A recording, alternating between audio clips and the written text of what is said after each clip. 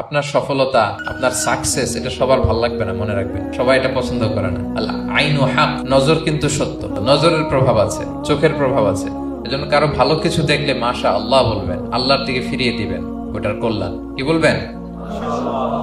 একটা সুন্দর ফুটফুটে বাচ্চা দেখলে মাশা আল্লাহ। কারো সফলতা দেখলে, কারো ফার্মে গেলেন, বাগানে যেয়ে দেখলেন ফল মূল ভর্তি, কি বলবেন? মাশা আল্লাহ, বিসমিল্লাহ মাশা আল্লাহ বললে এটা তার ক্ষতি হয় না।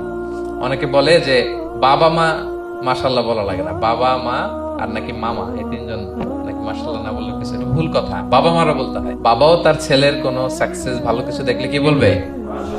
মাশাআল্লাহ, তাবারাকাল্লাহ, অথবা বিসমিল্লাহ মাশাআল্লাহ, এটা আপনারা বলবেন। ধরেন যে আপনি কোন একটা প্রোগ্রামে বসে আছেন, আপনার পাশে যে বসে, আপনি তার দিকে এরকম 10 মিনিট তাকায় আছেন, কোনো কথা ছাড়া শুধু তাকিয়েই রইলেন। তার কি ভাল লাগবে বলেন? সে কি কমফোর্টেবল ফিল করবে? সে ভয় পাবে, সে ভয় পাবে, অস্বস্তি ফিল। আপনি কিছুই করেন নাই, না তাকে টাচ করেছেন, না ধরেছেন, ছুঁয়েছেন, কিন্তু শুধু তাকিয়ে আছেন। দেখেন নজরের কি প্রভাব।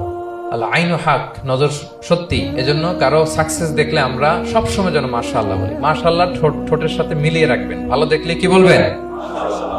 মাশাআল্লাহ, মাশাআল্লাহ, বিসমিল্লাহ মাশাআল্লাহ, মাশাআল্লাহ, তাবারাকাল্লাহ, এটা বলবেন।